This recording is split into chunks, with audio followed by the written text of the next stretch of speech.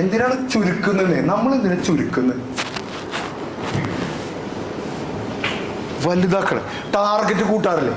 Target കൂട്ടുമ്പോൾ അസാധ്യം എന്ന് തോന്നുന്ന ടാർഗറ്റാണ് മിക്കപ്പോഴും പ്രസന്റ് ചെയ്യാറ് അല്ലേ?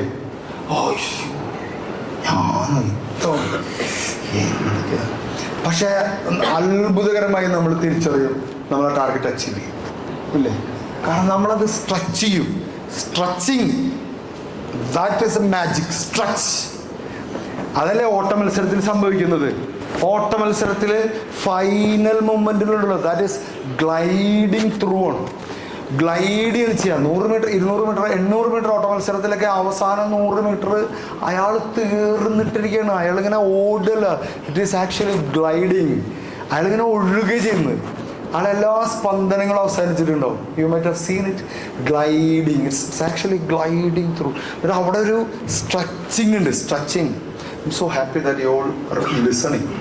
ഓക്കെ, അതൊരു ക്വാളിറ്റിയാണ്. ഞാൻ തമാശ പറയുമ്പോൾ അതിൻ്റെ കൂടെ ഉണ്ട്, ആക്ടിവിറ്റി ചെയ്യുമ്പോൾ അതിൻ്റെ കൂടെ ഉണ്ട്, ചളി അടിക്കുമ്പോൾ അതിൻ്റെ കൂടെ ഉണ്ട്. ആൻഡ് നമ്മൾ എന്തെങ്കിലും ഒരു കാര്യങ്ങൾ ഇങ്ങനെ പറയുമ്പോൾ everybody properly listening. So that is A quality of group. I love it.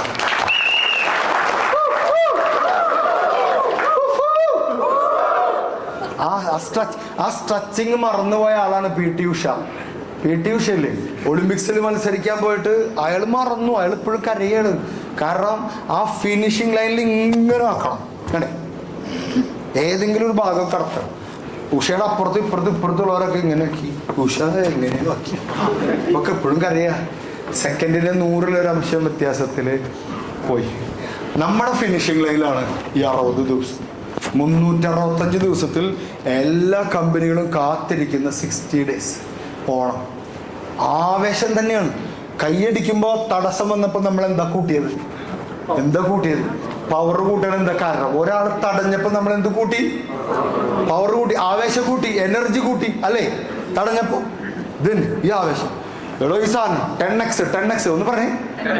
ഞാനിതിൻ്റെ ഒരാളാട്ടോ. 10x 10x എന്ന് പറഞ്ഞേ. ഓ, സീ ദ എനർജി. 10x